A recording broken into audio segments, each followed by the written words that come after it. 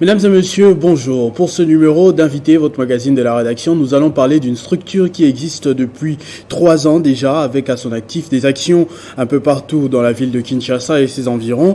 Elle a opté pour son installation du bureau de coordination à Isiro pour le compte de la province du Haut-Uélé depuis les débuts de l'année 2022 avec une très grande vision. Cette structure s'appelle DACO, Fondation DACO Massamba, du nom de sa présidente nationale que nous avons l'honneur de recevoir sur ce plateau aujourd'hui. Bonjour et bienvenue, Madame la Présidente. Bonjour, Monsieur Christopher. Merci.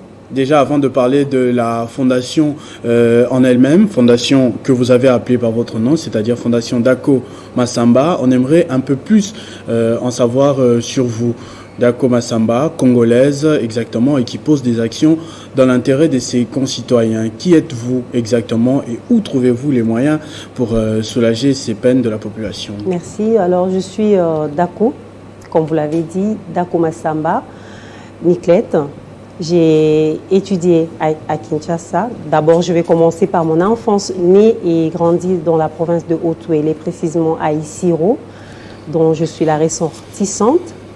Et j'ai fait mes études universitaires ici, à l'IFASIC. Donc, je suis détentrice d'un diplôme de gradué en journalisme et de communication d'entreprise en licence.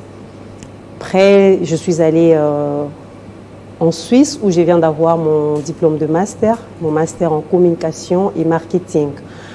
Après, si on doit parler aussi de mon parcours professionnel. Oui. Voilà, donc j'ai travaillé ici à Kinshasa, j'ai travaillé pour le compte du 14e sommet de la francophonie où j'étais assistante du président de la commission communication, M. Jean-Marie Kassamba, je cite. Et j'ai travaillé aussi à Télé 50, donc je suis chez moi ici, j'étais assistante de direction pendant plusieurs années. C'est en 2015 que je suis partie puisque je me sentais maintenant un peu beaucoup plus ronde. J'ai dû apprendre beaucoup de choses ici. J'avais une formation assez large.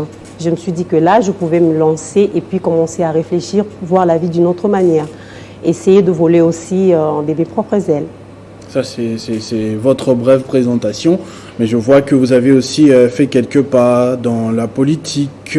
Je vois le Centre de recherche et développement. Bon, ça, c'est une ONG internationale.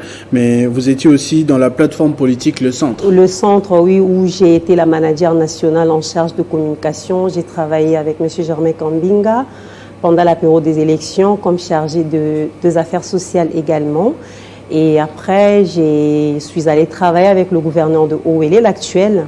J'ai travaillé comme son assistante aussi en communication pendant un petit moment. Voilà un peu en gros ce que j'ai fait comme travail. C'est cela, Madame Niclette DACO Massamba. Et tout d'un coup, il vous est venu l'idée de créer une fondation. On va dire depuis 3 ans, comme j'ai dit dans l'entame de cette émission. Quelles ont été vos motivations ?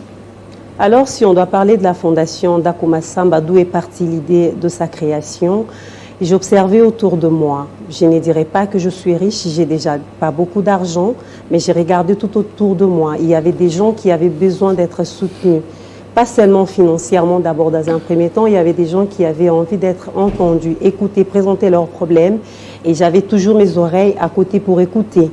Du coup, j'ai approché d'abord dans un premier temps les filles, puisque moi, je suis ce qu'on appelle en français une féministe. J'aime beaucoup les femmes. Au sens positif ou négatif? Oui, au sens positif en tout cas. Moi, je me bats pour le droit de la femme. J'explique à la femme ce qu'elle est capable de faire dans le milieu professionnel, dans les églises et consorts. Puisque vous savez, dans notre pays, je ne sais vraiment pas ce qui se passe. C'est que la femme est regardée d'une certaine manière. Donc, on pense que la femme qui a fait les mêmes mathématiques avec l'homme ne peut pas occuper une certaine poste. Moi, je ne suis vraiment pas de cet avis-là. Et qu'est-ce que vous dites à ces jeunes femmes pour qu'elles soient dans la même longueur d'onde que vous? Parce qu'on doit reconnaître que ça affecte quand même la jeune fille. Elle peut se dire, bon, moi je suis là pour être derrière. On dit d'ailleurs ironiquement que derrière chaque grand homme se trouve une grande femme. Donc la place de la femme traditionnellement se trouve derrière l'homme. Qu'est-ce que vous dites pour changer ça? Déjà, Christopher, c'est ce qu'on doit savoir. Je vais rentrer un peu dans la Bible. On n'est pas ici en train de parler de la Bible. Je ne suis pas non plus une prédicatrice de la parole, non.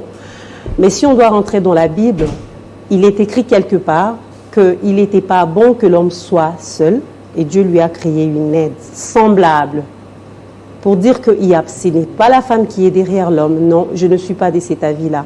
Moi, quand je rencontre les jeunes dames, les femmes, je leur dis à des termes très clairs, vous êtes fortes, vous avez toutes les capacités. La question maintenant, c'est de savoir comment se regarder elles-mêmes.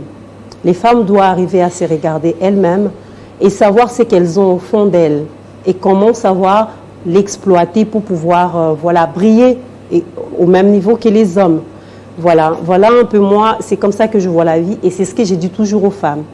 Et c'est d'ailleurs, ça fait partie des objectifs de notre fondation, faire la promotion de la femme et puis également rendre la femme autonome parce que la plupart des cas, la femme, elle se voit inférieure quand elle n'est pas autonome, quand elle doit être dépendante d'un certain homme, et tout.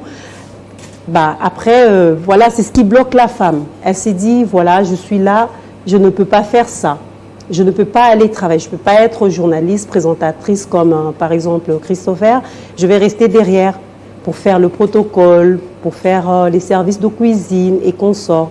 Non, nous, on aide la femme à comprendre ce qu'elle est capable de faire et puis c'est prendre en charge, être libre dans ses pensées, être libre dans ses actions, savoir dire non quand il faut dire non.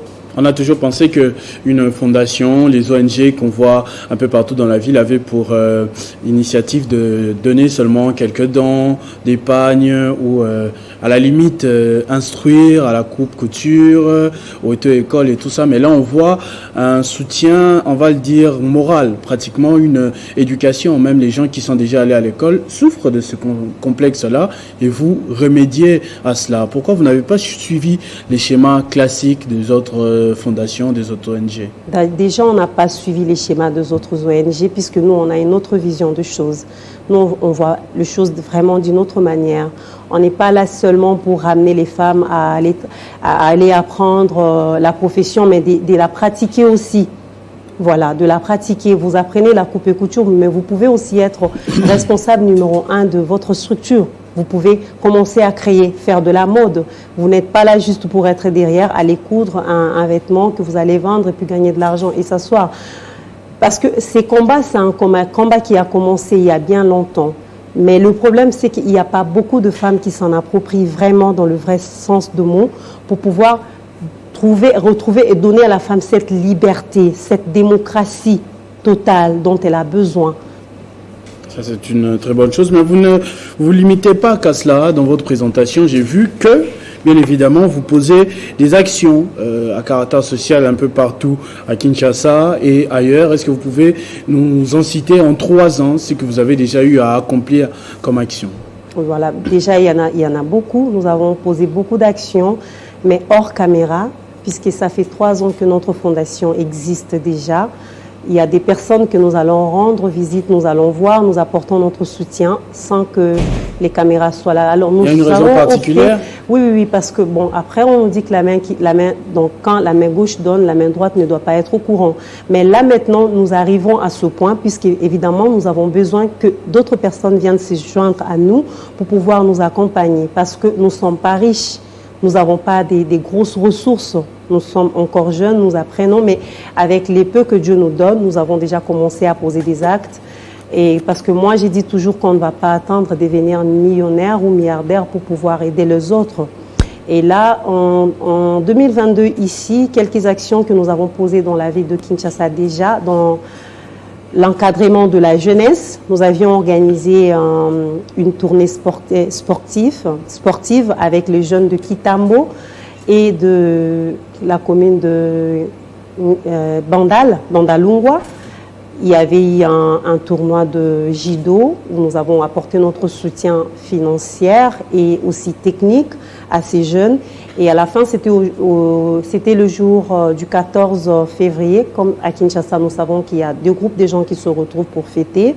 Nous avions organisé une soirée des concerts vraiment populaire, publique, pour tous les jeunes qui voudraient bien venir être là, passer la soirée, boire, partager les idées aussi avec les autres. Oui, avec les artistes. Il y avait un artiste qu'on appelle Doudou Kibinda, qui est à Kitamo Magasin. Il est connu par les jeunes et il est aussi un sportif, à mon avis. Il était là. Et puis, après ça, j'ai organisé en 2022, c'était pour la fête des Pâques.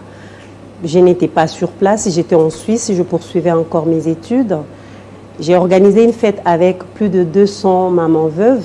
Je leur ai donné à manger parce qu'on peut commencer que par là. Si vous voulez que quelqu'un se mette à réfléchir, il faut d'abord lui donner à manger. C'est après que vous allez lui donner la leçon et la leçon, elle va passer. Ventre affamé n'a point d'oreille. N'a point d'oreille, comme on l'a dit. Et puis, il y a également, je viens de passer 3 jours dans la province de Haut-Touélé. Là, ça m'a permis vraiment d'être en contact permanent avec la population. Haut-Touélé, on rappelle, c'est votre source. Oui, je suis ressortissante de là. Donc, j'avais plusieurs activités. C'était vraiment des moments très intenses. Où déjà le 29, je suis arrivée le 29, j'étais déjà avec des mamans veuves qui étaient là en train de m'attendre. Mais il y avait beaucoup d'émotions puisque je ne m'y attendais vraiment pas. Il y avait des mamans qui étaient là.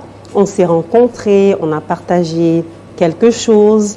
Parce qu'on dit que la petite fille ne vient pas m'inviter chez les parents. J'ai donné ce qu'il y avait et puis je leur ai présenté vraiment ma vision en moi, les projets que j'ai amenés pour la province de Haut-Touélé dans un premier temps. Votre vision, votre projet, ça veut dire quoi? Toujours l'autonomisation de la jeune fille, l'encadrement de la jeunesse. Est-ce que vous voulez aussi téléporter là-bas? Là-bas, mais avec des actions beaucoup plus concrètes. Donc, concrète et adaptée au milieu, parce que les réalités de Kinshasa et les réalités d'Issiro, c'est pas la même chose. C'est pas la même chose, voilà. Donc on va adapter, on va essayer d'adapter. On a essayé d'adapter nos projets par rapport à la ville d'Issiro, pas seulement pour la ville d'Issiro, mais pour le compte de Haut-Touélé en entièreté. On a commencé à Issiro parce que c'est la plus grande ville de la province de Haut-Touélé. Mais je suis allée également un peu plus loin. Je suis allée visiter à plus de 100 km d'Issiro une ville qui s'appelle Bolé-Bolé, pour voir tout ce qu'on avait comme ressources là-bas. Qu'est-ce qu'on pouvait faire pour pouvoir faire profiter aussi aux jeunes filles qui sont sur place. Parce que chez moi, dans ma province, il y a beaucoup de filles mères. Beaucoup de filles mères sans revenus. Elles n'ont pas de travail, puisque déjà la plupart d'entre elles n'ont pas eu la chance d'aller à l'école. Et puis, il y a même une qui m'a dit clairement, nous sommes allés à l'école, mais quand on va sur le milieu professionnel, on nous demande, elle a dit à des termes très clairs, une parapluie métallique. Je lui ai posé la question de savoir c'est quoi une parapluie métallique. Elle me dit, soit tu te donnes, soit tu dois avoir quelqu'un qui te booste. Se donner, vous voulez parler physiquement, sexuellement? Oui. Malheureusement. J'étais très choquée, malheureusement. Mais après, c'est une réalité qui est quand même assez... Et contre ça, pratiquement, contre ce phénomène malheureux, c'est quoi votre angle d'attaque pour essayer d'éviter ça? Parce qu'il y a des gens, souvent les gens qui viennent vers vous, c'est les victimes que vous pouvez éduquer, mais les bourreaux ne vont pas vous approcher. Comment vous comptez changer les choses pour ce système-là? C'est clair, le bourreau, ils ne vont jamais vouloir nous approcher puisque nous avons des mots très clairs, peut-être un peu beaucoup plus durs par rapport à eux. Et à ces filles, je pense, en tout cas ça c'est mon avis, et par rapport à la vision de notre fondation, nous pensons qu'il faut rendre la jeune femme autonome, pas demandeur de travail. Voilà.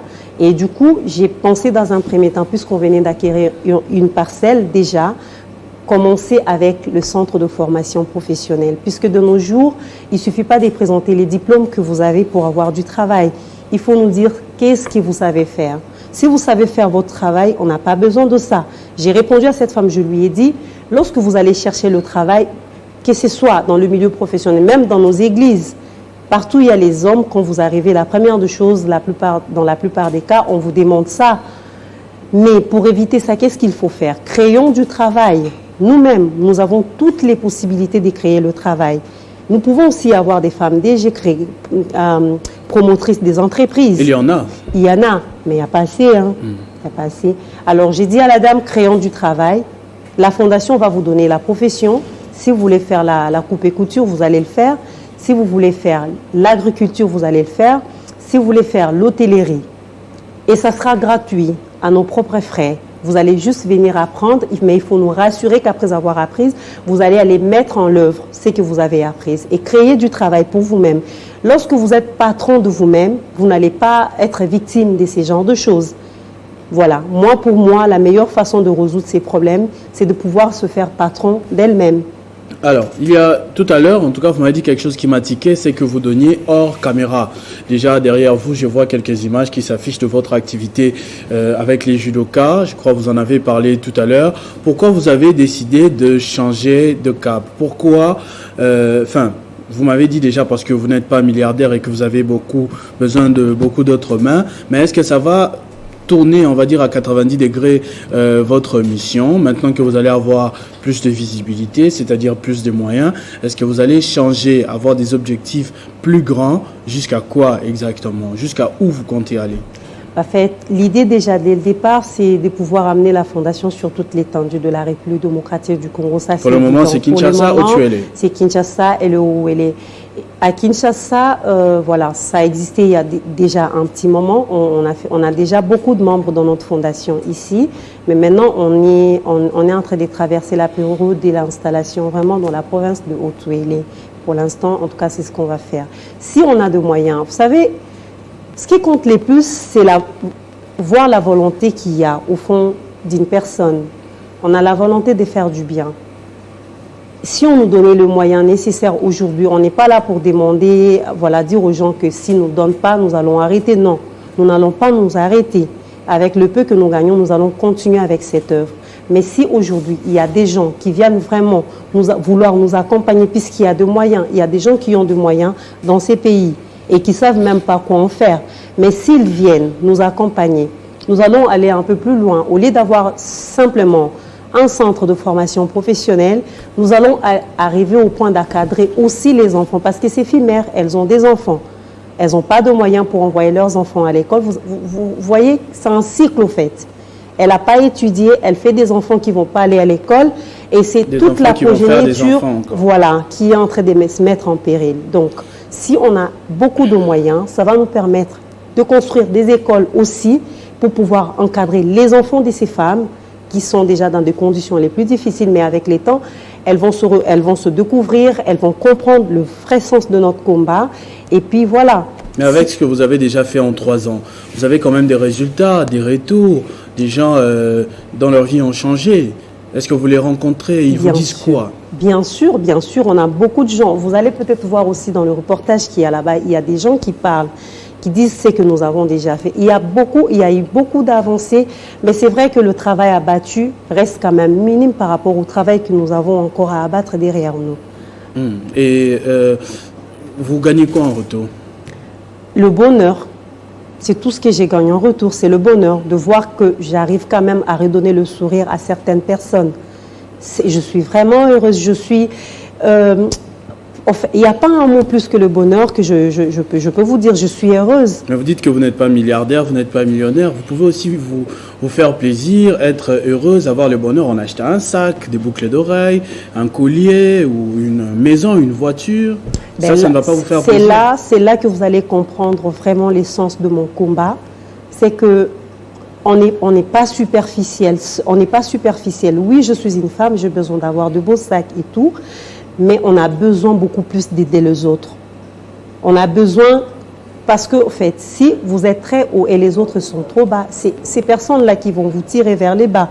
Alors, les mieux à faire, c'est de ramener tout le monde au même niveau et puis ensemble, vous avancez, vous montez. Voilà. C'est une très bonne réflexion, mais en général, les fondations se transforment ensuite en partis politiques. Est-ce que vous avez une vision de ce genre? 2023, année électorale, déjà c'est l'année prochaine. Est-ce qu'on va transformer la fondation Dako Massamba en les amis de Dako Massamba, puis parti politique FDM, par exemple?